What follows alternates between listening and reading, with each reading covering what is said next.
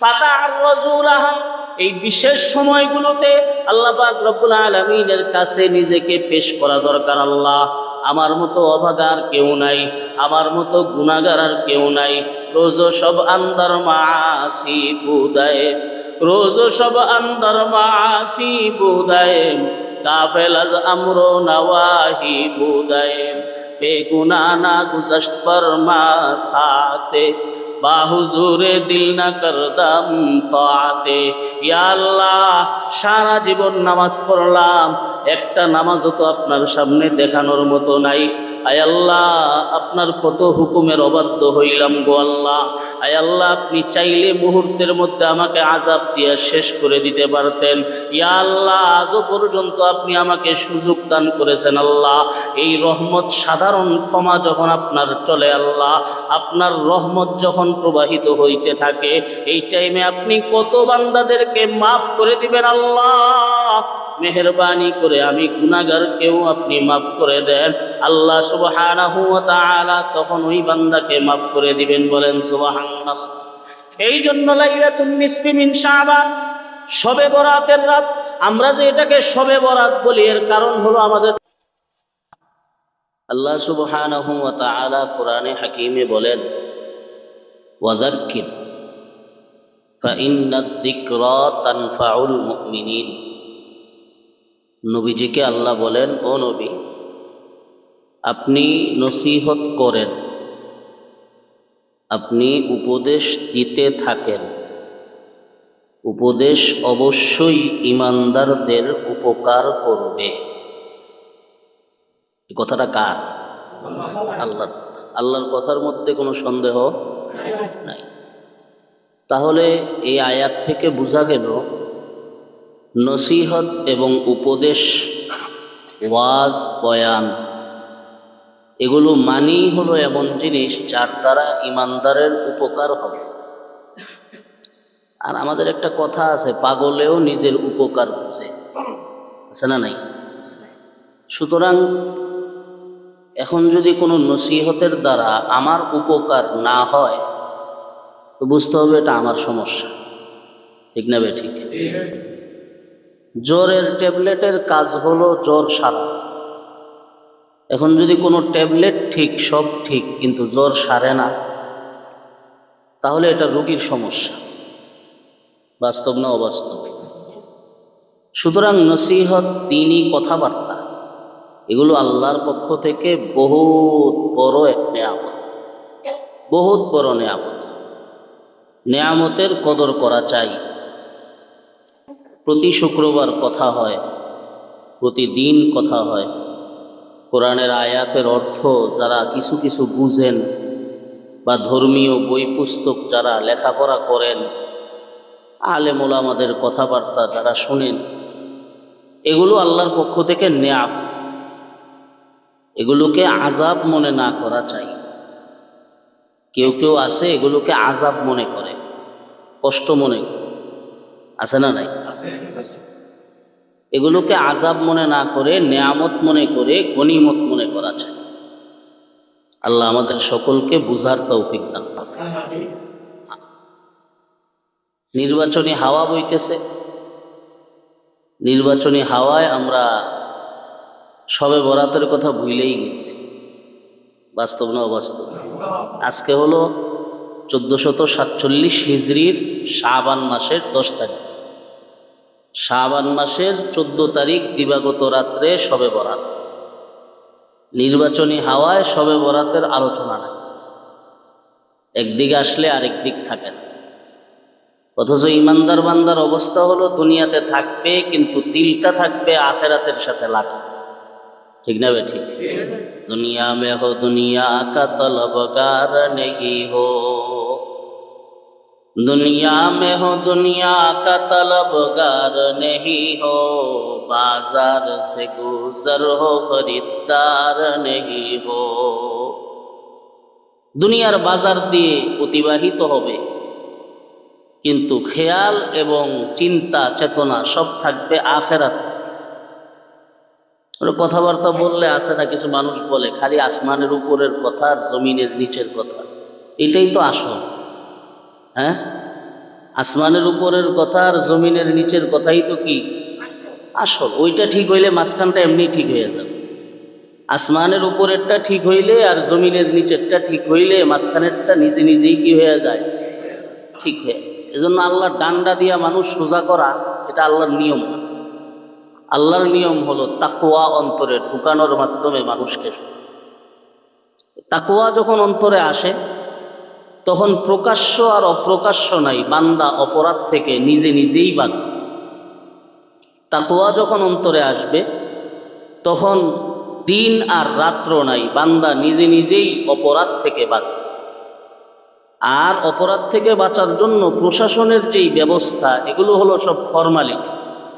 যে অপরাধ করতে চায় তাকে কিন্তু প্রশাসন দিয়ে আটকানো যায়, প্রশাসনের অভাব আছে, কিন্তু অপরাধ কতটুকু নিয়ন্ত্রণ হইল সেটা দেখার বিষয়। হয় না কেন? আর যখন ইসলামী শাসন ব্যবস্থা ছিল তখন প্রশাসনের এত ছড়াছড়ি ছিল না, কিন্তু অপরাধ ছিল জিরো মাত্রায়। কারণটা কি চিন্তা করি না আমরা? কারণটা হলো ইসলামী শাসন ব্যবস্থা যখন ছিল, মানুষ যখন নেককার পরহেজগার ছিল, তখন অপরাধ নিয়ন্ত্রণ করার জন্য প্রশাসনের প্রয়োজন ছিল না। মানুষের দিল থেকেই কথা আসতো যে তোমাকে তো আল্লাহ দেখতেছে। ঠিক না বে ঠিক? রাসূলুল্লাহ সাল্লাল্লাহু আলাইহি ওয়াসাল্লামের কাছে একজন এসে বলে, ইয়া রাসূলুল্লাহ, আমার জিনা করতে মনে চায়। কি করতে মনে চায়? দেখেন, নবীজির কাছে এসে একজন বলে, ইয়া রাসূলুল্লাহ, আমার জিনা করতে মনে চায়। এই কথাটা যদি আমার মতো একজন মানুষের কাছে বলতো কি অবস্থা হইত? আপনার মতো একজন মানুষের কাছে বললে কি অবস্থা হইত? কিন্তু তিনি তো রহমাতুল লিল আলামিন। তিনি বলেন, শোনো, তুমি যার সাথে জিনা করো, তুমি কি এটা পছন্দ করবা তোমার বোনের সাথে কেউ এই অপকর্মটা করুক? সে বলে, কশ্চিন কালেও না। আরবদের আত্মমর্যাদা অনেক বেশি। তুমি কি এটা পছন্দ করবা তোমার মায়ের সাথে কেউ এরকম অন্যায় কাজটা করুক? সে বলে, কখনো না। নবীজি বলে, তুমি যার সাথে করবা সেও তো কারো মা, সেও তো কারো বোন। তুমি যদি এটা সহ্য করতে না পারো তাহলে সে কিভাবে সহ্য করবে? বুঝাইছে? কথা বুঝে ফেলছেন, আমলে নিয়ে গেছেন, এই গুনাহ থেকে বিরত রয়েছে। ডান্ডার দরকার হয় না, প্রশাসনের দরকার হয় না। নবীজির কাছে এসে একজন বলে, ইয়া রাসূলুল্লাহ, আমি চুরিও করি, এই মদও খাই, নানান রকম অন্যায় কাজে জড়িত, আমি কি করতে পারি এই অন্যায়গুলো ছাড়ার জন্য? আমাকে সংক্ষেপে একটা বলো। নবীজি বলেন, তুমি মিথ্যা বলা বন্ধ করে দাও। কি বলা বন্ধ করে দাও? মিথ্যা বলা বন্ধ করে দাও। এবার ওই ব্যক্তি বলে, এটা তো সহজ, মিথ্যা বলা বন্ধ করা এটা তো কঠিন কিছু। এগুলোর তুলনায় 1000 গুণ বেশি খারাপ হইল ওই সমস্ত অন্যায়। কিন্তু যখনই ওই সমস্ত অন্যায় করতে যায় তখনই বান্দার মাহফিজ জমির মনের মধ্যে ধাক্কা দেয়, বলে, নবীজি যদি জিজ্ঞেস করে, মিথ্যা তো বলা যাবে না, তুই কেমনে বলবি আমি মদ খাইছি? তুই কিভাবে বলবি আমি অন্যায় করেছি? মানুষকে অন্যায় থেকে ফিরানোর জন্য প্রশাসনের তুলনায় বেশি প্রয়োজন হলো মানুষের দিল তৈরি করে দেওয়া। কি তৈরি করা? হ্যাঁ, দিল যখন তৈরি হয়ে যায় তখন অন্যায় থেকে ফিরানোর জন্য প্রশাসনের প্রয়োজন হয় না, শাসন ব্যবস্থার প্রয়োজন হয় না। নিজে নিজেই মানুষ অপরাধ প্রবণতা থেকে ফিরে আসে, চিন্তা করে, ইন্নী আখাফুল্লাহ, আমি ভয় করি একমাত্র কাকে? আল্লাহ আমাদেরকে বুঝার তৌফিক দান। শাবান মাস চলছে। শাবান মাস সম্পর্কে গত সপ্তাহে আলোচনা করা হয়েছে। শাবান মাসের মর্যাদা কি, ফজিলত কি। এই শাবান মাসের মধ্যে একটা রাত্র যেটাকে আমরা শবে বরাত নামে জানি এবং চিনি, এই রাত্রটা সম্পর্কে কোরআনে হাকিমের মধ্যে আছে ইশারা আর সুস্পষ্ট ফজিলত এবং বর্ণনা আছে হাদিসে পাকের মধ্যে, সহিহ হাদিসের। কোরআনে হাকিমে আল্লাহ সুবহানাহু ওয়া তাআলা বলেন হামিম।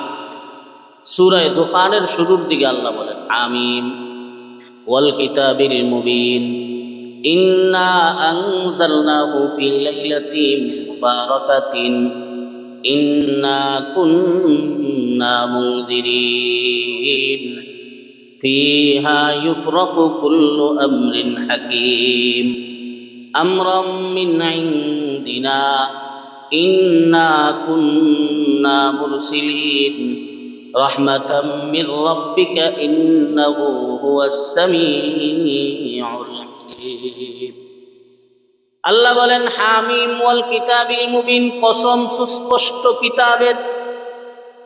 ইন্না আনজালনাহু ফি লাইলাতিন মুবারাকা, আমি কিতাবকে নাজিল করেছি এক বরকতময় রাতে। ইন্না কুন্না মুনজিরিন, কেন কিতাব নাজিল করেছি? মানুষকে ভয় দেখানোর উদ্দেশ্যে।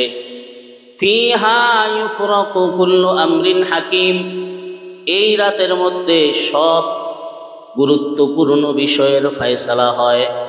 আমরাম মিন ইনদিনা, ফায়সালা হয় আমি আল্লাহর পক্ষ থেকে আদেশ পাইয়া।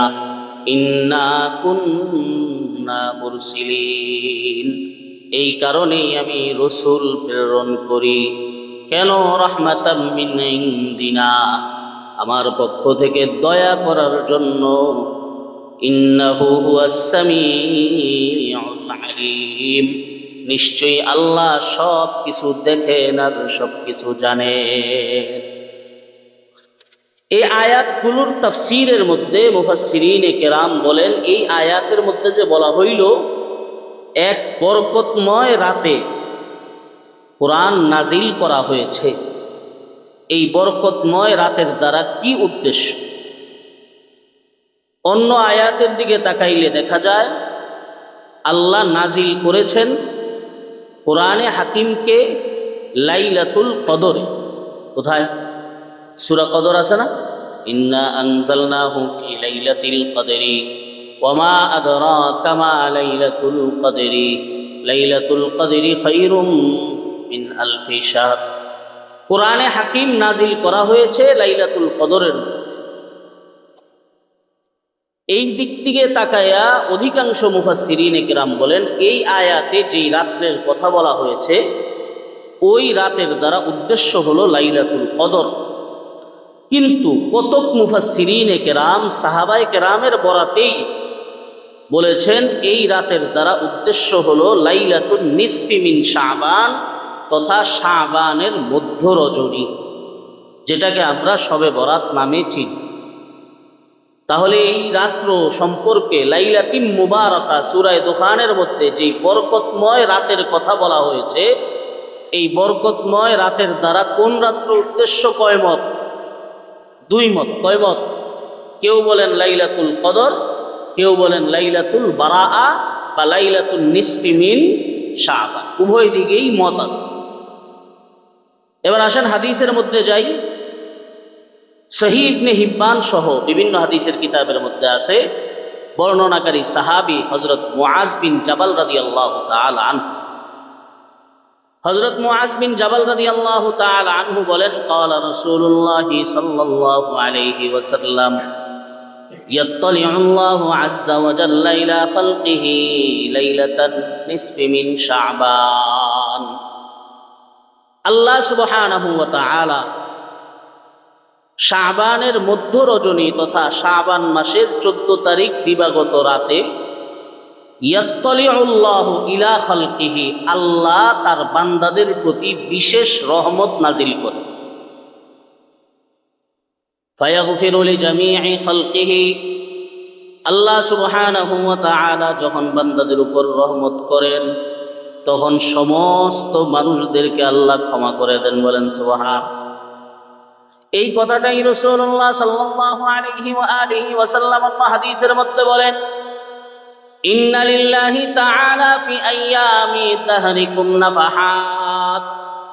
ও আমার উম্মতেরা, সারা বছর সময় একরকম থাকে, কিন্তু মাঝে মাঝে আল্লাহ পাক রব্বুল আলামিনের রহমতের মধ্যে জোশ চলে আসে। বলেন সুবহানাল্লাহ। মাঝে মাঝে আল্লাহ পাক রব্বুল আলামিনের রহমতের মধ্যে জোশ চলে আসে, জোশ আসে। ওই সময় আল্লাহ পাক রব্বুল আলামিনের রহমতের বাতাস প্রবাহিত হতে থাকে। ওই সময় আল্লাহ পাক রব্বুল আলামিনের রহমতের দরিয়ায় ঢেউ খেলতে থাকে। আল্লাহ সুবহানাহু ওয়া তাআলা তখন বান্দা যত বড় গুনাহগারী হোক না কেন, বান্দা যত বড় অপরাধী হোক না কেন, আল্লাহ সুবহানাহু ওয়া তাআলা সামান্য উসিলায় বান্দাকে মাফ করে দেয়। একে চশমে জাদান গাফেলা যা শাহনবাসী, একে চশমে জাদান গাফেলা যা শাহনবাসী, শায়দ কে নিগাহে কুনাদা গাহনবাসী। আল্লাহ পাক রব্বুল আলামিন যখন রহমতের দৃষ্টি দান করেন, নবী বলেন ফাতাআররাদুলাহা উম্মত, যেই টাইমে আল্লাহ পাক রব্বুল আলামিনের রহমতের বাতাস প্রবাহিত হতে থাকে, ওই টাইমে নিজেকে আল্লাহ পাক রব্বুল আলামিনের সামনে পেশ করো। নিজেকে ভিখারি বানাইয়া, নিজেকে দরকারি বানাইয়া, নিজেকে ছোট মনে করে ফাতাআররাজুলাহা, আল্লাহ পাক রব্বুল আলামিনের কাছে তখন নিজেকে পেশ করো। লাআল্লাহু আইয়ুসিবাকুম রাহমাতুম মিনহা, হতে পারে আল্লাহ পাক রব্বুল আলামিনের রহমতের বাতাসের ছিটা ফোঁটা তোমার গায়ের মধ্যে লাগবে। বিনিময়ে ফালা তাশকা বাদাহু আবাদা, বিনিময়ে জীবনে কোনোদিন আর তুমি জাহান্নামী হবা না।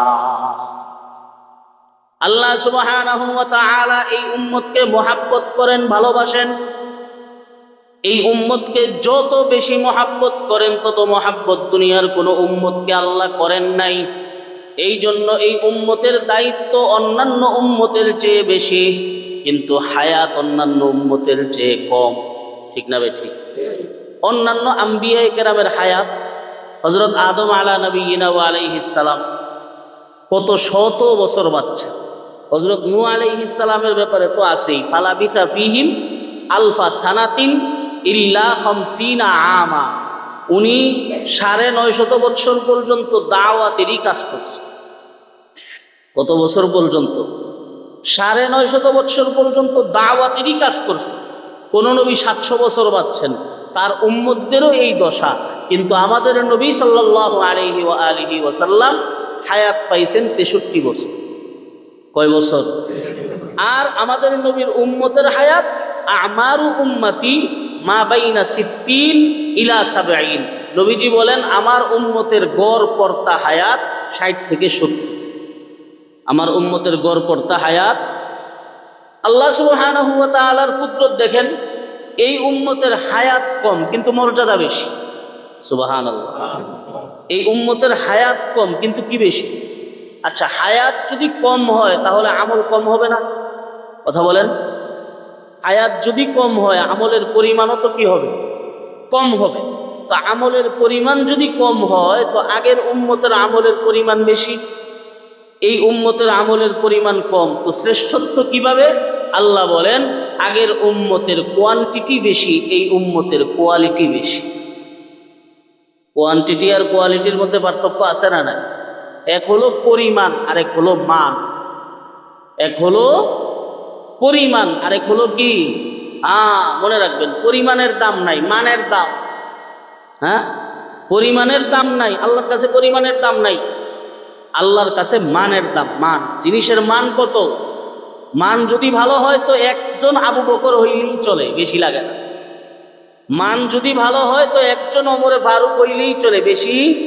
হযরত ওমর রাদিয়াল্লাহু আনহু মুসলমান হয়, আল্লাহ বলেন ইয়া আইয়ুহান নাবিয়্যু হাসবুকাল্লাহ ওয়া মান ইত্তাবাআকা মিনাল মুমিনিন। নবীজি, ওমর মুসলমান হইছে, বাস 40 জন মুসলমান হয়ে গেছে, আপনার জন্য আর কেউ মুসলমান না হইলেও চলবে, কোনো সমস্যা। তো মানের মতন মানের একজন হইলেও চলে। কিন্তু দুঃখের বিষয় হলো আমরা যেই গণতন্ত্রের চর্চা করি এটার মধ্যে মান নির্ধারণ করা হয় না, পরিমাণ নির্ধারণ করা হয়। ঠিক না বে ঠিক? আমরা গণতন্ত্রের বিরোধিতাটা করি কেন? এই কারণেই গণতন্ত্রের বিরোধিতা। হ্যাঁ, এটা ঠিক যে এখন এই সিস্টেম ছাড়া আর কোনো সিস্টেম নাই, সেটা মন্দের ভালোর মধ্যে, সেটা ভিন্ন বিষয়। কিন্তু বিরোধিতাটা করি কেন? ইংরেজরা শিখাইছে জমহুরিয়ত এক তরজে হুকুমত হ্যায় কে জিসমে जमहूरियत के तर्ज हुकूमत है कि जिसमें बंदूक को गिना जाता है तोला नहीं जाता। এমন এক শাসন ব্যবস্থার নাম গণতন্ত্র, যেই গণতন্ত্রের মধ্যে মাথা গণা হয় 1 জন 2 জন 3 জন 4 জন 5 জন 10 জন, কিন্তু কার মাথা গণলাম? কোনো ভালো মানুষের মাথা গণলাম না কোনো মদখোরের মাথা গণলাম? কোনো ভালো মানুষের মাথা গণলাম না কোনো খারাপ লোকের মাথা গণলাম? সেটা কোনো পার্থক্য আছে? একজনের পক্ষে ভোট আসছে 1000, কিন্তু 1000 সব হলো কিশোর গ্যাং। আরেকজনের পক্ষে ভোট আসছে মাত্র 5টা। কয়টা? এই 5টা ভোট সব হলো এলাকার মাথা, দিনদার ন্যায়পরায়ণ ব্যক্তি।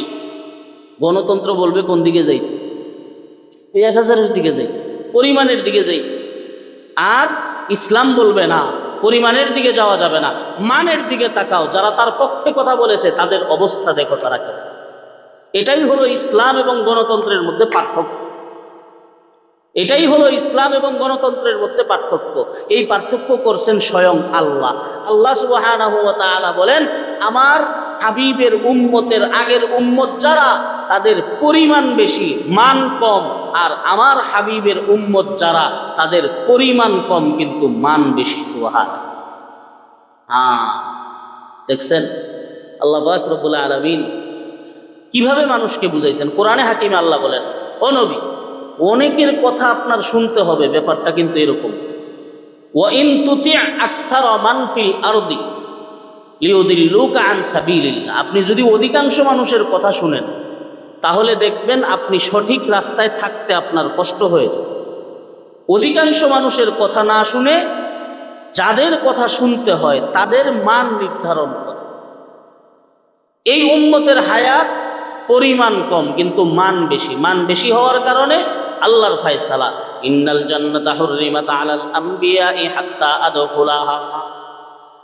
ইন্নাল জান্নাতা হুররিমাত আলাল আমবিয়াই হাত্তা আদখুলাহা ওয়া ইন্নাহা হুররিমাত আলাল উমামি হাত্তা তাদখুলাহা উম্মতি। রাসূলুল্লাহ সাল্লাল্লাহু আলাইহি ওয়া আলিহি ওয়াসাল্লাম বলেন, আমার দাম কেমন দাম? কোন নবী জান্নাতে যেতে পারবে না আমি মুহাম্মদুর রাসূলুল্লাহ প্রবেশ না করা পর্যন্ত, আর কোন উম্মত জান্নাতে যেতে পারবে না আমি মুহাম্মদুর রাসূলুল্লাহর উম্মত প্রবেশ না করা পর্যন্ত। এই জন্য আল্লাহ সুবহানাহু ওয়া তাআলা এই উম্মতকে যেহেতু হায়াত কম দান করেছেন, ওই উম্মতের চেয়ে তো আমলে বাড়াইতে হবে। আল্লাহ পাক রব্বুল আলামিন সেই বাড়ানোর ব্যবস্থা কি করলেন? আল্লাহ বলেন, বান্দা যাও, আমি তোমাকে লাইলাতুল কদরের মতো নিয়ামত দান করলাম। ও বান্দা, 1 রাত্র আমল করবা, বিনিময়ে 1000 মাসের সওয়াব আমি আল্লাহ দান করে দিব। আমি তোমাকে লাইলাতুন নিসফি মিন শাবান, শাবানের মধ্য রজনী শবে বরাতের মতো নিয়ামত দান করলাম রে বান্দা। এই শবে বরাতের মতো নিয়ামত পাইয়া আল্লাহ পাক রব্বুল আলামিনের কাছে কান্নাকাটি করবা, বিনিময়ে পিছনের সমস্ত গুনাহগুলোকে আমি আল্লাহ মাফ করে দিব। আমি তোমাকে আরাফার দিনের মতো নিয়ামত দান করলাম রে বান্দা। আমি তোমাকে জিলহজের 10 দিনের মতো নিয়ামত দান করলাম রে বান্দা। এই জিলহজের 10 দিন একটা করে রোজা রাখবা, বিনিময়ে 1 বছরের রোজা রাখার সওয়াব আমি আল্লাহ দান করে দিব। এই জিলহজের 10 দিন এক এক রাত্র ইবাদত করবা, বিনিময়ে 1 রাত্রের বিনিময়ে আমি আল্লাহ 1 লাইলাতুল কদর তোমাকে দান করব। 10 রাত্র মানে 10টা লাইলাতুল কদরের সওয়াব আমি আল্লাহ দান করে দিব। দেখছেন নি বাড়াইছেন কিভাবে? বাড়াইছেন কিভাবে? এজন্য রাসূলুল্লাহ সাল্লাল্লাহু আলাইহি ওয়াসাল্লাম বলেন, আগের উম্মত আর আমার উম্মতের উদাহরণ হলো, তারা কাজ করছে ফজর থেকে জোহর পর্যন্ত। ইহুদিরা কাজ করছে কত থেকে কত পর্যন্ত? ফজর থেকে জোহর। আর নাসারারা কাজ করছে জোহর থেকে আসর। আল্লাহ সুবহানাহু ওয়া তাআলা ফজর থেকে জোহর পর্যন্ত ইহুদিরা কাজ করার পরে আল্লাহ পাক রব্বুল আলামিন তাদেরকে দান করলেন 1 পয়সা 1 পয়সা করে। আর জোহর থেকে আসর পর্যন্ত নাসারারা কাজ করেছে, আল্লাহ পাক রব্বুল আলামিন তাদেরকেও দান করলেন 1 পয়সা 1 পয়সা করে। আর আমার উম্মত আসর থেকে মাগরিব পর্যন্ত কাজ করলো, আমার উম্মতকে আল্লাহ পাক রব্বুল আলামিন ডাবল ডাবল দান করলেন, সুবহানাল্লাহ। আমার উম্মতকে আল্লাহ পাক রব্বুল আলামিন দ্বিগুণ দ্বিগুণ দান করলেন। এই উম্মতের দ্বিগুণ দ্বিগুণ দান করা দেখে ইহুদিরা আর নাসারারা এই উম্মতের বিরুদ্ধে দাঁড়াই আল্লাহ পাক রব্বুল আলামিনকে বলে, আল্লাহ আমরা কাজ করলাম বেশি, বিনিময় পাইলাম কম, তারা কাজ করলো কম, বিনিময় পাইল বেশি। ইয়া আল্লাহ, এটা কেমন হইল? আল্লাহ পাক রব্বুল আলামিন বলেন, যালিকা ফাজলুল্লাহ ইউতিহি মান ইয়াশা। আমি আল্লাহর অনুগ্রহ, আমি আল্লাহ যাকে চাই তাকে দান করি। বলেন সুবহানাল্লাহ। এই জন্য এই উম্মতের হায়াত কম, এই উম্মতের আমলের মান বেশি, এই উম্মতের দাম বেশি। এই জন্য আল্লাহ পাক রব্বুল আলামিন মাঝে মাঝে রহমতের কিছু বাতাস ছাড়েন। রাসূলুল্লাহ সাল্লাল্লাহু আলাইহি ওয়া আলিহি ওয়াসাল্লাম বলেন, ও উম্মত, যখন আল্লাহ পাক রব্বুল আলামিনের রহমতের বাতাস প্রবাহিত হবে, তখন আল্লাহ পাক রব্বুল আলামিনের সামনে নিজেকে পেশ কইরো। আজকের দুনিয়ার বড় মুসিবত হলো আমরা ধর্ম নিয়ে নিজেদেরকে সম্মানিত মনে করি না, দুনিয়া নিয়ে নিজেদেরকে সম্মানিত মনে করি। নিজের বাড়ি আছে, তার চেয়ে বড় সম্মানিত আর কেউ নাই। নিজের গাড়ি আছে, তার চেয়ে বড় সম্মানিত আর কেউ নাই। নিজের ব্যাংক ব্যালেন্স আছে, তার চেয়ে বড় সম্মানিত আর কেউ নাই। অথচ একজন দিনদার সারা জীবন নামাজ ছাড়ে নাই, এর চেয়ে বড় সম্মান আর কিছু হতে পারে না। ঠিক না বেঠিক? সারা জীবন আল্লাহর কথা মতো চলেছে, এর চেয়ে বড় সম্মান আর কিছু হতে পারে না। কোরআন ওয়ালার চেয়ে বড় সম্মানিত আর কিছু হতে পারে না। দুঃখের বিষয়, দুনিয়া নিয়ে পড়াই করি, পরকাল নিয়ে নিজের মর্যাদাবান মনে করা দরকার আছে না নাই? রাসূলুল্লাহ সাল্লাল্লাহু আলাইহি ওয়া আলিহি ওয়াসাল্লাম বলেন, আল্লাহ পাক রব্বুল আলামিনের রহমতের বাতাস যখন বান্দা প্রবাহিত হতে থাকবে, ফাতাআররাজু লাহা, ওই টাইমে নিজেকে তোমরা আল্লাহর কাছে পেশ করিও। আল্লাহ পাক রব্বুল আলামিন কিন্তু বাহানা দেখতে চায়, বাহানা দেখতে চায়। আল্লাহ পাক রব্বুল আলামিন কিন্তু বান্দার মনের অবস্থা দেখতে চায়। তুমি 1000 রাকাত নামাজ পড়বা, কিন্তু জোর করে পড়বা, তোমার মনে চায় না। এই 1000 রাকাত নামাজের আল্লাহর কোনো দাম নাই। আর তুমি 2 রাকাত নামাজ পড়বা, কিন্তু ভক্তি নিয়ে আল্লাহ পাক রব্বুল আলামিনের কাছে চাইবা, তোমার 2 রাকাতের দাম 1000 রাকাতের চেয়ে বেশি। ঠিক না বেঠিক? ফাতাআররাজু লাহা, এই বিশেষ সময়গুলোতে আল্লাহ পাক রব্বুল আলামিনের কাছে নিজেকে পেশ করা দরকার। আল্লাহ, আমার মতো অভাগার কেউ নাই, আমার মতো গুনাহগার আর কেউ নাই। রোজ সব আন্দার মাসি বুদায়ে, রোজ সব আন্দার মাসি বুদায়ে, গাফেল আজ আমরো নওয়াহি বুদায়ে, বেগুনা না গুজশত পর মাসাতে, বাহুজুরে দিল না করদাম তাতে। ইয়া আল্লাহ, সারা জীবন নামাজ পড়লাম, একটা নামাজও তো আপনার সামনে দেখানোর মতো নাই। আয় আল্লাহ, আপনার কত হুকুমের অবাধ্য হইলাম গো আল্লাহ। আয় আল্লাহ, আপনি চাইলে মুহূর্তের মধ্যে আমাকে আযাব দিয়ে শেষ করে দিতে পারতেন। ইয়া আল্লাহ, আজও পর্যন্ত আপনি আমাকে সুযোগ দান করেছেন। আল্লাহ, এই রহমত, সাধারণ ক্ষমা যখন আপনার চলে আল্লাহ, আপনার রহমত যখন প্রবাহিত হইতে থাকে, এই টাইমে আপনি কত বান্দাদেরকে মাফ করে দিবেন। আল্লাহ, মেহেরবানি করে আমি গুনাহগারকেও আপনি মাফ করে দেন। আল্লাহ সুবহানাহু ওয়া তাআলা তখন ওই বান্দাকে মাফ করে দিবেন। বলেন সুবহানাল্লাহ। এই জন্য লাইলাতুন নিসফি মিন শাবান, শবে বরাতের রাত, আমরা যে এটাকে শবে বরাত বলি, এর কারণ হলো আমাদের, এই জন্য লাইলাতুন নিসফি মিন শাবান, শবে বরাতের রাত, আমরা যে এটাকে শবে বরাত বলি, এর কারণ হলো আমাদের দেশের মধ্যে মুঘলরা শাসন করেছিল। মুঘলরা শাসন করার কারণে ফার্সি ভাষার প্রচলন। কোন ভাষার প্রচলন? 100 বছরের উপর মুঘলরা শাসন করেছে। এই শাসন করার কারণে আজও পর্যন্ত মামলা মোকদ্দমা আদালত পাড়ায়, কোর্টের মধ্যে ফার্সি শব্দগুলো আছে না নাই? আছে না নাই? এই যে মামলা শব্দ ফার্সি, মুকদ্দমা শব্দ ফার্সি, আমার মুয়াক্কিল শব্দ ফার্সি, উকিল শব্দ ফার্সি, এই সবগুলো শব্দ ফার্সি শব্দ। এই কারণে এই রাত্রটাকেও আমাদের ভাষার মধ্যে ফার্সি প্রচলিত হয়ে গেছে, বলে শবে বরাত। এর আরবি নাম হলো লাইলাতুন নিসফি মিন শাবান। কি নাম? লাইলাতুন নিসফি মিন শাবান, মানে শাবান মাসের মধ্য রজনী। এই রাতের আরো বিভিন্ন নাম আছে। এই রাতকে লাইলাতুল বারাআ, বারাআতুন শব্দের অর্থ হলো মুক্তি। বারাআতুন শব্দের অর্থ কি? মুক্তি। এই রাত্রকে লাইলাতুল বারাআ কেন বলা হয়? এই রাত্রে আল্লাহ সুবহানাহু ওয়া তাআলা কোটি কোটি জাহান্নামীকে জাহান্নাম থেকে মুক্ত করে জান্নাতি হিসেবে আল্লাহ কবুল করে। এই রাতের একটা নাম হলো লাইলাতুস সিক্কি। লাইলাতুস সিক, বাজেট নির্ধারণী রাত্র। কোন রাত্র? বাজেট নির্ধারণী রাত্র। এই কথাও হাদিসের মধ্যে পাওয়া যায়, বিস্তারিত পরে বলতেছে। এই রাত্রের আরেকটা নাম হলো লাইলাতুল ইতকি, অর্থাৎ মুক্তিদান করার রাত। আল্লাহ সুবহানাহু ওয়া তাআলা এই রাত্রে কোটি কোটি বান্দাদেরকে মুক্তিদান করেন। এই কথাটা আম্মাজান আয়েশা সিদ্দিকা রাদিয়াল্লাহু তাআলা আনহা হাদিসের মধ্যে বলেন, রাসূলুল্লাহ সাল্লাল্লাহু আলাইহি ওয়া আলিহি ওয়াসাল্লাম এক রাত্রে আমার কাছে আসলেন। আসার পরে আল্লাহর নবী জামাটা খুইলা শুইবেন মাত্র, মুজামে তাবরানী সহ বিভিন্ন হাদিসের কিতাবের মধ্যে আছে, জামাটা খুলে নবীজি শুইবেন মাত্র এমন সময় আবার জামাটা নবীজি গায়ে পরে ঘর থেকে বের হয়ে গেল। নবীজির এই ঘরে আসা এবং সাথে সাথে আবার ঘর থেকে বের হয়ে যাওয়া, এই জিনিসটা আমি আয়েশার কাছে পছন্দ হয় না। পছন্দ না হওয়ারই কথা।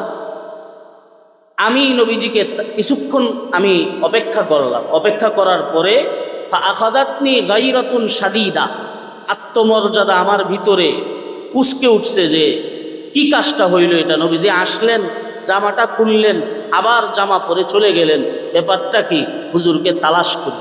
আমি রাসূলুল্লাহ সাল্লাল্লাহু আলাইহি ওয়া আলিহি ওয়াসাল্লামকে তালাশ করতে লাগলাম। আমি আয়েশা, আমার মনের চিন্তা, আমার মনের কথা হইল নবীজি আমার কোনো সতীনের ঘরে গেলেননি। এই চিন্তা আসাটাই স্বাভাবিক, ঠিক না ঠিক? ওনারাও তো মানুষ, কথা কয় না, ওনারাও তো কি মানুষ। এই চিন্তাটা আসাটাও স্বাভাবিক। আমার কোনো সতীনের ঘরে নিয়ে আমার পালার সময় নবীজি গেলেন। আমি প্রত্যেকটা সতীনের ঘরে তালাশ করলাম, কারো ঘরের মধ্যে নবীজিকে পাইলাম না। রাসূলুল্লাহ সাল্লাল্লাহু আলাইহি ওয়া আলিহি ওয়াসাল্লামকে তালাশ করতে করতে রাতের বেলা আমি ঘর থেকে বের হয়ে আসলাম। ঘর থেকে বের হয়ে আসার পরে আল্লাহর নবীর রওজার ঠিক পশ্চিম দিকে দাঁড়াইলে বাম দিকে জান্নাতুল বাকিউল গরকদ। আমি তালাশ করতে করতে তাকায় দেখলাম নবী করিম সাল্লাল্লাহু আলাইহি ওয়া আলিহি ওয়াসাল্লাম জান্নাতুল বাকির মধ্যে আসমানের দিকে আল্লাহর নবী তাকানো। রাসূলুল্লাহ সাল্লাল্লাহু আলাইহি ওয়া আলিহি ওয়াসাল্লাম কবর জিয়ারত করতেছেন। আমি আয়েশা এই পিছনে পিছনে তালাশ করতে করতে নবীর পিছনে গিয়া দাঁড়াইলাম। আমার আয়েশার আওয়াজ শুনিয়া আল্লাহর নবী পিছনের দিকে ফিরে তাকাইলেন। তাকায় বললেন, ইয়া আয়েশা আকুনতি তাখাফিনা আন ইয়াহিফাল্লাহু আলাইকি ওয়া রাসূলুহু। ও আয়েশা, তুমি মনে মনে চিন্তা করেছো আমি বুঝি তোমার উপর জুলুম করেছি, আল্লাহ বুঝি তোমার উপর জুলুম করে। না আয়েশা, আজকে আমি তোমার উপর কোনো জুলুম করি নাই। আজকের রাত্রটা হলো বরকতের রাত্র। নবী বলেন, হাদিহি লাইলাতুন নিসফি মিন শাবান। আজকের রাত্র হলো শাবানের 14 তারিখ, দিবাগত রাত্রি, মধ্য রজনী। ফায়াগফিরু লিজামিই খালকিহি।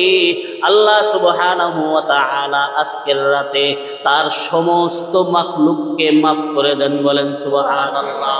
আর অন্য বর্ণনায় আছে নবীজি বলেছেন, ফায়াগফিরু ফি হাদিহিল লাইলা। আজকের রাতের মধ্যে আল্লাহ সুবহানাহু ওয়া তাআলা লিআকসারা মিন আদাদি শা'রি গানামি বানি কালবিন, আরবের একটা গোত্র বনু কালব, যারা বকরি পালন করত, তাদের বকরির পরিমাণ বেশি ছিল। নবীজি বেশি বোঝানোর জন্য তো আর কোটি কোটি শব্দ, মিলিয়ন শব্দ, এগুলো তো আর তখন ব্যবহার হইতো না, তো বেশি শব্দ বুঝাইবেন কেমনে? নবীজি বলেন, ফায়াগফিরু আকসারা মিন আদাদি শা'রি গানামি বানি কালবিন। বনু কালব গোত্রের যত বকরি আছে, এই বকরিগুলোর গায়ে যত পশম আছে, এই পশমের চেয়ে বেশি সংখ্যক মানুষকে আজকের রাতে, এক রাতের মধ্যে আল্লাহ মাফ করে দেয়। রাসূলুল্লাহ সাল্লাল্লাহু আলাইহি ওয়া আলিহি ওয়াসাল্লামের এই কথা শুনিয়া আম্মাজান আয়েশা সিদ্দিকা রাদিয়াল্লাহু তাআলা আনহার হুঁশ আসলো।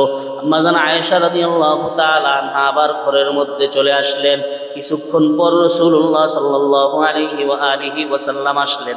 আসার পরে বলেন, আয়েশা আতাযানিনা লি, তুমি যদি আমাকে অনুমতি দাও, আজকের রাত্রটা আমি আমার রবের ইবাদতের মধ্যে কাটাইতে চাই, আজকের রাত্রটা আমি আমার রবের ইবাদতের মধ্যে কাটাইতে চাই। আম্মা জান আয়েশা সিদ্দিকা রাদিয়াল্লাহু তাআলা আনহা বলেন, ইয়া রাসূলুল্লাহ, আমি এমন কোন মেয়ে না যেই মেয়ে আপনাকে রবের গোলামি করতে বাধা দিব। ইয়া রাসূলুল্লাহ, আপনি নামাজ পড়তে থাকেন। রাসূলুল্লাহ সাল্লাল্লাহু আলাইহি ওয়া আলিহি ওয়াসাল্লাম নামাজে দাঁড়ায় গেলেন। আম্মা জান আয়েশা সিদ্দিকা রাদিয়াল্লাহু তাআলা আনহা বলেন, আমি তাকায়া দেখলাম নবীজি দাঁড়ায় আছেন তো দাঁড়াইয়া আছেন, রুকু দেন না। আবার রুকুর মধ্যে গেছেন তো রুকুর মধ্যেই আছেন, দাঁড়ান না। আবার সিজদার মধ্যে গেছেন, এত লম্বা সময় পর্যন্ত আল্লাহর নবী সিজদার মধ্যে ছিলেন। আমি আয়েশার মনের মধ্যে ভয়, নবীকে কি আল্লাহ পাক রব্বুল আলামিন সিজদার মধ্যে নিয়ে গেলেন? আমি তো নবীজির মরণের চিন্তা করছি, নবী দুনিয়া থেকে বিদায় হয়ে গেলেন। এই জন্য ঘরের মধ্যে তো এমন লাইটিং এর ব্যবস্থা নাই, দেখা যায় না তেমন।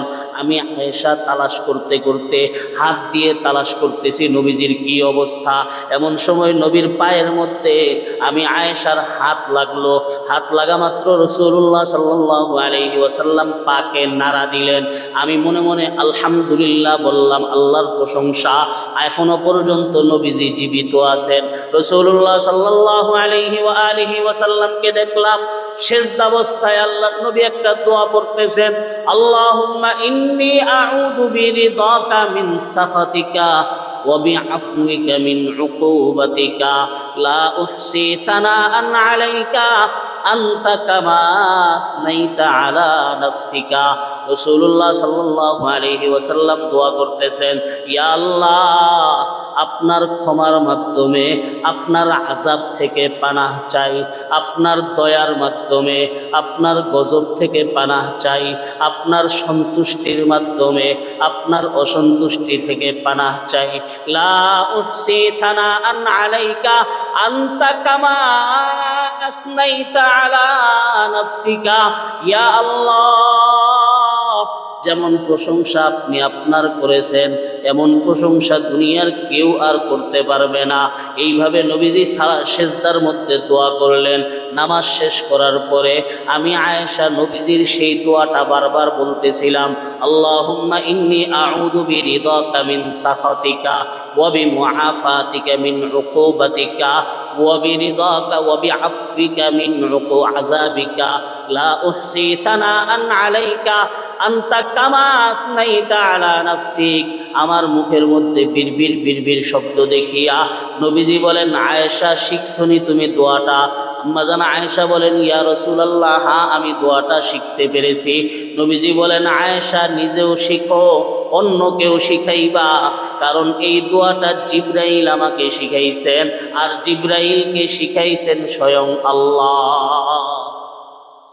কি বুঝলেন? লাইলাতুন নিসফি মিন শাবান, শবে বরাতের মধ্যে ইবাদত আছে না নাই? তাহলে আমাদের দেশের কিছু ভাই আছে যারা বাড়াবাড়ির মধ্যে লিপ্ত। তাদের কথা হলো শবে বরাত নামে কিচ্ছু নাই, মাথা মোটা গিরি কিছু আচরণ আছে। বললেই বলে শবে বরাত, কোরআন হাদিসের মধ্যে দেখাও শবে বরাত, মানে শবে বরাত শব্দ দেখাইতে হবে। তো শবে বরাত শব্দ দেখাইলে নামাজ শব্দ কোরআন হাদিসের কোন জায়গায় আছে দেখাও। রোজা শব্দ কোরআন হাদিসের কোন জায়গায় আছে দেখাও। কোরআন হাদিস আরবিতে, রোজা হইল ফার্সি শব্দ, কোরআন হাদিস আরবিতে, নামাজ হইল ফার্সি শব্দ, কোরআন হাদিস আরবিতে, শবে বরাত ফার্সি শব্দ। তো এই শব্দ ওখানে দেখাইবে কিভাবে? ধর্মের ব্যাপারে বাড়াবাড়ি সারাসারি বাদ দিয়া এই শবে বরাতকে কেন্দ্র করে আমাদের একদল মানুষ বাড়াবাড়িতে থাকে, আর একদল মানুষ সারাসারিতে থাকে। সারাসারিতে কারা থাকে? যারা বলে শবে বরাত নামে কিছু নাই, শবে বরাতের অস্তিত্ব নামে কিছু নাই। অথচ সহিহ হাদিস দিয়া আপনাদের সামনে আলোচনা করলাম যে শবে বরাতের মধ্যে নবীজি বিশেষভাবে ইবাদত করেছেন কি করেন নাই? শবে বরাতের মধ্যে নবী করিম সাল্লাল্লাহু আলাইহি ওয়াসাল্লাম বিশেষ আমল করেছেন কি করেন নাই? সুতরাং শবে বরাতের অস্তিত্ব আছে, মর্যাদা আছে। আর এক গ্রুপ আছে বাড়াবাড়ির মধ্যে। এক গ্রুপ আছে কিসের মধ্যে? সেই বাড়াবাড়িটা কি? সেই বাড়াবাড়িটা হলো শবে বরাত মানেই হলো হালুয়া রুটি শবে বরাত মানেই হলো আতশবাজি, শবে বরাত মানেই হলো আলোকসজ্জা, শবে বরাত মানেই হলো মসজিদে মসজিদে ঘুইরা ঘুইরা বেড়ানো, রাত্রটাকে রাস্তাঘাটের মধ্যে আতশবাজির মধ্যে কাটায়া দেওয়া। এগুলো আলহামদুলিল্লাহ এখন ওলামায়ে কেরামের মেহনতে এবং মানুষের চিন্তা চেতনার মধ্যে উন্নতি আসার কারণে এখন অনেকটা কমছে, কিন্তু তারপরেও এখনো পুরান ঢাকার মধ্যে এই জিনিসগুলোর রেওয়াজ এবং প্রচলন আছে না নাই? আরো কিছু মানুষকে আফসোস করতে শোনা যায়, ইস আগে যেমন মজা ছিল এখন আর এই ধরনের মজা টজা নাই। বলে না বলে না বলে না এরকম? আগে যেমন শবে বরাত আসলেই একটা মজা লাগতো, হ্যাঁ একটা উৎসব। দেখেন এগুলো হলো ইবাদত বন্দেগী, এগুলো তো উৎসবের রাত্র, কিসের রাত্র না। তাহলে শবে বরাতকে কেন্দ্র করে যারা এটাকে উৎসব মনে করে তারা বাড়াবাড়ির শিকার, শবে বরাতের অস্তিত্বকেই যারা অস্বীকার করে তারা সারাসারির শিকার। আমরা বাড়াবাড়িও না সারাসারিও না, মাঝামাঝি পন্থায় আসি। কি শবে বরাতের অস্তিত্ব আছে, শবে বরাতের আলাদা ফজিলত আছে, শবে বরাতের মধ্যে ইবাদত বন্দেগী করলে আল্লাহর পক্ষ থেকে ক্ষমা পাওয়ার আশা। আল্লাহ পাক রব্বুল আলামিন আমাদের সকলকে বুঝার আমল করার তৌফিক দান করুন। এই শবে বরাতের মধ্যে কি করণীয়? কি করণীয়? রাত্রটাকে ইবাদত বন্দেগীর মধ্যে কাটানো। রাত্রটাকে কিসের মধ্যে কাটানো? এখন ইবাদত বন্দেগীর মধ্যে কাটানো মানে কি?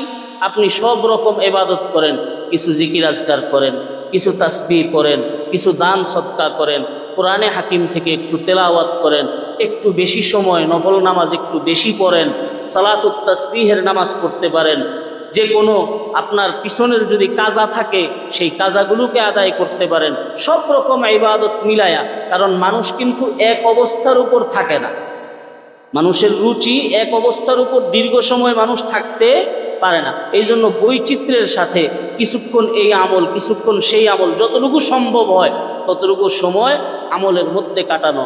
আর একটা বড় বিষয় হলো, জিনিস যত ভালো ওইটার পার্শ্ব প্রতিক্রিয়া কিন্তু তত খারাপ। ঠিক না বে ঠিক? বাহিরে গুনাহ করা আর মসজিদে গুনাহ করা ব্যবধান আছে না? এটা ভালো যে, এই কারণে এটার পার্শ্ব প্রতিক্রিয়া খারাপ। ভাত পচলে কোনো রকম খাওয়া যায়, পোলাও পচলে খাওয়ার কোনো সুরত নাই। সুতরাং শবে বরাতের রাতে বাড়তি নফল আমল করতে পারি আর না পারি, এই রহমতের রাতে যেন আমার থেকে গুনাহ না, খুব সাবধান। হ্যাঁ, রহমতের রাতে যেন আমার থেকে কি না হয়। সাধারণ জায়গায় গুনাহ করা আর কাবার চত্বরে বসে গুনাহ করা ব্যবধান আছে না নাই? সাধারণ জায়গায় গুনাহ করা আর মসজিদের মধ্যে গুনাহ করা পার্থক্য আছে না নাই? এই যেমন পার্থক্য, তার মানে জিনিস যত ভালো ওইটার ব্যাড সাইড এবং পার্শ্ব প্রতিক্রিয়া তত বেশি খারাপ। ঠিক শবে বরাতের রাতে নেক আমল যতটুকু বাড়তি করতে পারি আর না পারি, আপনার পক্ষে যদি সম্ভব না হয় আপনি এশা পড়া ঘুমায়া যান, ফজরের সময় আবার উঠেন, সারা রাত্র আল্লাহ আপনাকে এমনিও সওয়াব দান করে। কিন্তু যদি গান শোনা, আতশবাজি করা, হালুয়া রুটির বেদাতের মধ্যে থাকা, এই জাতীয় গুনাহের মধ্যে দল বেঁধে নানান রকম অন্যরকম কাজ করা, এই সমস্ত জিনিসের মধ্যে যদি থাকি তাহলে কিন্তু ভালোর তুলনায় খারাপ হয়ে যাবে বেশি। আল্লাহ আমাদেরকে এগুলো থেকে হেফাজত করুন। তাহলে শবে বরাতের রাতে 1 নম্বর করণীয় হলো রাতটাকে আমলের মধ্যে কাটানো। কিসের মধ্যে কাটানো? সম্মিলিতভাবে না একাকীভাবে? একাকীভাবে। নবীজির হাদিস থেকে কি বুঝলেন? নবীজি সাহাবায়ে কেরাম সবাইকে নিয়ে এরকম করছেন? হ্যাঁ, আমরা কিছুক্ষণ কথাবার্তা বলি, কারণ আমাদের তো ধর্মীয় পুঁজি একেবারেই কম। এই কম হওয়ার কারণে কিছুক্ষণ কথাবার্তা বলে নিয়ম কানুনগুলো বইলা দেওয়া হয়, যেন রাতটাকে অল্প সময়ের মধ্যে মানুষ কাটায় আর একটু দোয়া কান্নাকাটি করা হয়, বাস এতটুকুই। এর মানে এটা না যে দল বেঁধে আমাদেরকে একসাথে থাকতে হবে, একসাথে যাইতে হবে। আপনি আপনার আমল করবেন, আপনি আপনার নামাজ পড়বেন, আরেকজন আরেকজনের নামাজ পড়বে। অনেকের ঘরের মধ্যে নামাজের পরিবেশ নাই, ইবাদতের পরিবেশ নাই, তাদের জন্য মসজিদের দরজা খোলা, আপনারা মসজিদের মধ্যে থাকবেন, কেউ চাইলে ঘরের মধ্যে আমল করবেন। এইভাবে রাতটাকে কাটানো। নম্বর 2, সুযোগ হইলে কবর জিয়ারত করা। সুযোগ হইলে কি করা? জরুরি কিছু না, কিন্তু নবীজি গেছেন, আপনিও যান। কবর জিয়ারত করলে মুর্দার যতটুকু ফায়দা হয়, যে ব্যক্তি জিয়ারত করে তার ফায়দা বেশি হয় যদি জিয়ারতের মতো জিয়ারত করে। যদি কিসের মতন জিয়ারত করে? কবর জিয়ারত করলে মুর্দার ফায়দা তার কাছে সওয়াব যায় এতটুকু, কিন্তু আপনার নিজের ফায়দা ওই কবরের দিকে তাকায়া নিজের কথাটা চিন্তা করুন। ওখানে কে? ওখানে কিন্তু আপনাকেও যেতে হবে, আমাকেও যেতে হবে। এই চিন্তাগুলো যখন করবে বান্দা, তখন তার কবর জিয়ারত ফায়দা হবে। এই কথাই নবীজি বলেছেন, সাব্বিরুল কুবুর, তোমরা কবর জিয়ারত করো, ফাইন্নাহা তুযাক্কিরুল আখিরাতা, এটা তোমাকে আখিরাতের কথা স্মরণ করায়। তাহলে শবে বরাতের মধ্যে 2 নম্বর করণীয় হলো, সম্ভব হইলে দল বেঁধে না, একাকী কবর জিয়ারত করতে যাওয়া। কবর আপনার এলাকারটাও করতে পারেন, আপনার মা বাবাকে কোনো জায়গায় কবর দিলে আপনি চাইলে সেখানেও যাইতে পারেন, কোনো সমস্যা নাই। আর শবে বরাতের পরের দিন রোজা রাখার চেষ্টা করা। কি করা? রোজা রাখার চেষ্টা করা। এই হলো শবে বরাত সম্পর্কে করণীয়। শবে বরাতের আলাদা কোনো নামাজ নাই।